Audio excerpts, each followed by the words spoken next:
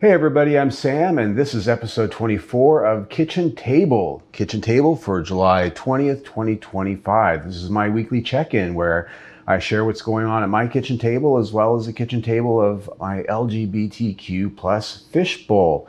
And so first out of the gate, if you're a regular watcher, listener, you'll notice that it's Sunday, not Friday, and a little bit of a change to our show. Our weekly check-in is now going to be dropping on Sunday, and this is for a variety of reasons. The main being that my schedule with my day job and my goals for this particular show, they are requiring me a little bit more time for show prep and time to put this together and actually sit before the camera, do the editing and the whole 9 yards. My goal for this show is to grow this into a little bit more lengthy of a podcast format. Will eventually be on some of the other platforms out there where our audio only version of this particular show will be available. Right now, it's only available on YouTube as of this particular episode. Eventually, I want to have guests. I want to have a little bit more of an in-depth conversation on a number of topics and more than a 10-minute show. Today, we're going to also start a new weekly feature, which is today's meme. On our social media channels, Instagram, Blue Sky, Facebook, Threads, every day we have a daily meme which has inspiration, maybe some good advice, and just a little saying that sort of brings some inspiration for the day, maybe an intention to set for the day. And this is born of the fact that I've got a morning ritual where every morning when I wake up, before I turn on the news, before I turn on music, before I read an email, before I look at any external force of information coming at me that's going to affect my mood or set my direction for the day, I take a few minutes and I read some various different things. I have a number of different sources for daily inspiration that sometimes they're little sayings, sometimes they're advice, they're thoughts, and that usually inspires me to sit and think about it for a minute, have some spiritual connection to get my day started on the right foot. That's just my morning ritual. Well, that is often the inspiration for our daily meme, which you will find on our social media every day. And so on Sundays when we do our show, I want to share what is our meme for today, and that is being vulnerable is a strength, not a weakness. And to expand on that just a little bit, because it sounds kind of like a bumper sticker, right? I have a little bit of a list here on what some of the internet-derived, and not AI, these are human-derived choices here, taking chances that might lead to rejection. Being vulnerable is taking chances that might lead to rejection. This can be in interpersonal relationships. It can mean in your career. It can mean just out there in the world. Taking chances that might lead to rejection, that's scary. We tend to want to be safe, right? And so it takes strength, it takes guts to sometimes take these chances that might lead to rejection. But the payoff sometimes is pretty big. Another one is talking about mistakes you've made.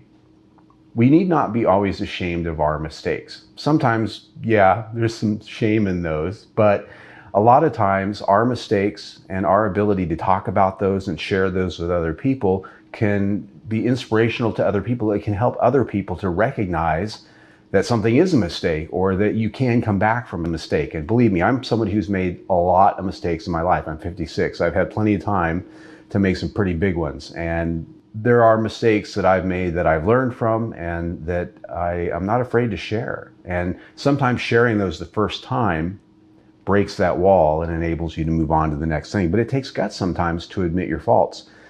Sharing personal details that you normally keep private. And that goes with that mistakes part. One of the things I've talked about on the show is that I am in recovery from alcohol and drug use. And I've been sober for a little over 8 years. That's not something that a lot of people like to admit, especially publicly, such as I've just done. But the reason I do it is because I have a lot of friends and a lot of people in a fellowship around me who are in the same spot, and there's power in that. There's power in sharing things about you that enable other people to identify with you, or maybe somebody's having issues or problems with that thing, and they see that you're walking a talk. And sometimes that enables you to be of help to other people when you can share a little bit about yourself. And that's always my goal here with this channel, with this show, is to bring my mileage to table and let's talk about it. Feeling difficult emotions such as shame, grief, or fear. I don't know if feeling those emotions is being vulnerable, but sharing those emotions certainly is. If you are sharing with a friend, I am scared of this, I am really ashamed of that. The reason you do that is because it enables you to talk those things out. It gets it off your chest. And when you can say things out loud like this, it enables you to then see it in a different way. Sometimes it's helpful for me, if I am having shame, regret, fear, or anger over something, I write it out on paper and I can see it in black and white. And sometimes I see it differently that way. It enables me to process that a little better if it's not just something swimming around in my head. So there is vulnerability in that. Another one here is reconnecting with someone you've fallen out with. That's hard because sometimes we think it's their fault. Sometimes it is their fault. Sometimes doing that requires forgiveness, which is vulnerable, right? You are making yourself vulnerable sometimes when you forgive somebody for something because you're putting yourself in a position to be hurt again. That's most of the time why we protect ourselves. That's why we build walls. That's why we close ourselves off, is so that we won't be hurt again. We don't want to do that. It hurts, right? So not forgiving somebody and shutting them out is a perfect example of closing in and not being vulnerable. Sometimes there's a tangible reason to do this. Sometimes they're family who you have to see regularly or you're going to see. You have to deal with them. Sometimes it's out of necessity, but other times it feels good to at least be the one reaching out and trying to repair that bridge. It doesn't mean they're going to walk back across it with you, and maybe you will get hurt again, but that's being vulnerable, and it takes strength to do that. That's not a weakness. And the last one here on my list is being honest about what you need in a relationship, including your boundaries and expectations. My best example of that is when my husband and I first started dating. We sat down and had a come to Jesus moment at this very table, talking about what we each wanted out of a relationship. And we were very detailed and vulnerable about it because I put a list of things that were very specific down that I want to see in my relationship, my vision of the perfect relationship, and so did he. And we were both taking a great risk that the other person might not be in agreement with that. That's being vulnerable. In my case, the upshot is that we both align pretty well, and we're married now, and we've been together for a long time. But that's being vulnerable. The payoff for that vulnerability is freedom and joy and love. And almost all of these things here on this list of examples, the payoff for being vulnerable can be wonderful, great things that you never even imagined. Yes, there is risk, but it takes strength to take a risk. So there's my feel-good meme conversation for the day. Now we're going to get to something a little bit more serious, and that's the general concept of HIV funding and the future and how that's going to look. Administration 47 at the beginning of the year started the year off, as we all know, shit show 2025. It started off with a bang with a lot of executive orders, cutting this, taking out that, eliminating that, trying to get rid of this, get rid of that. Anything that's woke, anything that's LGBTQ plus related, if it even fits into that column, it's going away. We're getting rid of it. It doesn't exist anymore. Everything from taking those words off of everything government related to cutting funding to anything related to it. As we all know, HIV health, awareness, prevention, and treatment, any funding for any of those things has been threatened. They've actually taken it away with a number of executive orders. Now, in the last month or so, we have seen some short-term victories in clawing some of those things back. The courts have said, no, you can't cut those things. I do some work with a 501c3 organization here in my local town where they do HIV treatment, they do HIV prevention and outreach. Their funds were cut. Now they've gotten them back temporarily, but the larger point here is, as we see these big, beautiful bills, and there's going to be more of those, the long-term goal of this administration is to cut and eliminate all of this stuff. So while we currently have things right now, the reality is that those of us in the community that are either vulnerable for things like HIV, or maybe you have HIV and you have treatment programs in place, you need to start sort of taking an assessment of where you are with all of that and starting to prepare, get your ducks in a row for the coming years. And that's because this is only going to get worse. And some of the things that we're talking about here, Ryan White right now is a program that provides free healthcare, free prevention, free maintenance all sorts of services around helping people with HIV who don't have insurance, or maybe they're underinsured, and fit into a number of other areas that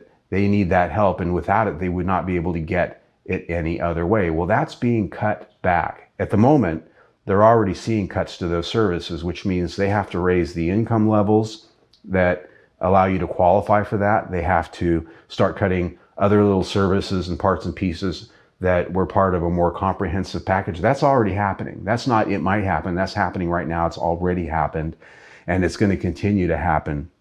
The administration would like to eliminate Ryan White altogether, and that could happen. If you are a Ryan White recipient right now, you need to start sort of looking down the road at how you're going to react if that service is terminated or cut back in a way that bumps you out of that. Medicaid cuts mean that eligibility for getting on Medicaid is going to rise. Again, just like Ryan White, cuts to Medicaid, when they start cutting those programs back, that means cutting out services. That means raising the bar for how you can qualify to get Medicaid. And in some cases, your ability to get to a provider in some areas of our country is going to be reduced or eliminated. You may have to travel farther. The gist of it is that you need to start looking at new avenues to find prevention and treatment for HIV services if you're currently getting those for free from an organization or a program, because long-term goal of this administration is to eliminate all that. For a lot of people, the cuts in these programs and the elimination of these programs is going to mean that they are going to have to start looking for jobs that offer health insurance. They are going to have to start looking for ways to purchase private health insurance out on the open market. And the last thing I would say is, if you're already set up and you're doing fine and you're not worried about where your services for prevention and treatment are coming from, think about donating your time and your treasure to some of the 501c3 charitable organizations out there that are going to be losing their funding. Almost every major city in our country has a center or a group that's out there doing HIV outreach, prevention, and services, navigation services for people to help them find where they're going to get their services. Almost every big city has at least one, in some cases more than one. They depend on the funding that's being cut. They're going to need all of our help going forward in the future. We are on our own. We are going to be on our own, at least for the next few years, until we can put Humpty Dumpty back together again. And it's going to be a lot of work. We really need to get together and sort of look at where we're at, just like we're going back into the 1980s or early 90s again, relative to HIV and the potential for an AIDS crisis. So that's the serious part of our program today. Now I'm going to move on to a little bit more happy stuff. The Eagle franchise of bars is opening up a new location. The Eagle is opening up in Cathedral City at the location of the old Barracks bar that closed down a year or so back. They're going to be opening this winter. They have a website, so you can follow them up, eaglebarcc.com, and they also have social media, so you can follow that. But if you're in the Cathedral City area and you've been going, gosh, it'd be nice to have another leather bar again, the Eagle's coming to town. And since we're talking about Palm Springs, the big event I want to talk about today is Palm Springs Leather Pride. That is October 30th through November 2nd. That will be held at Hotel Zoso. That is their headquarters hotel and the major location for the main gist of all of their events. And it is a full weekend. This year are a number of new themed play parties that welcome some new kink genres into the mix. There's an official play space at Hotel Zoso. And there's also recovery meetings. So if you're in recovery like me and you go to this environment of craziness, you get a chance to once or twice a day get away from all that with your bros and sort of going, I love that. I always do that at IML. But there are the normal course of evening dance parties. There's a cigar social, and of course, the Mr. Palm Springs Leather 2026 title contest, and also workshops during the daytime. It's a big weekend. It's one of the largest leather events outside of IML, at least down here in the Southwest, and they will be sending their title holder to IML next year. Tickets are on sale. You need to make your reservations right now. The website is there on the screen and down below in our information section. Palm Springs Leather Pride, big event. I really want to go this year. I'm trying to angle a way for us to go this year. I'll end our show with just a little bit of a criticism. While they're putting on a great event and it looks wonderful and I really hope to go, Stop with the AI marketing graphics. Yuck. Whomever is in charge of their marketing has to just get over their fetish with AI. It's just, we're better than this, people. There are artists out there, there are human beings out there that would benefit from being a part of creating your marketing materials. There are plenty of great artists out there. I follow them on social media that could use a little bit of work. There are some people out there that could really there are some beautiful men out there. We don't need to be creating cartoons by some computer brain that we don't know. I mean, it just, I'm on my soapbox. I'm not down with all of this AI stuff. And when I see an organization like this just diving headlong into everything on their websites, AI, it's cringe. It's cringe. And I'm not trying to yuck their yum. I guess I kind of am. Anyway, there, I'll stop with that. You can see our latest episode right there. You can also subscribe to our YouTube channel right there. And again, just remember, we're going to be coming at you every week on Sunday.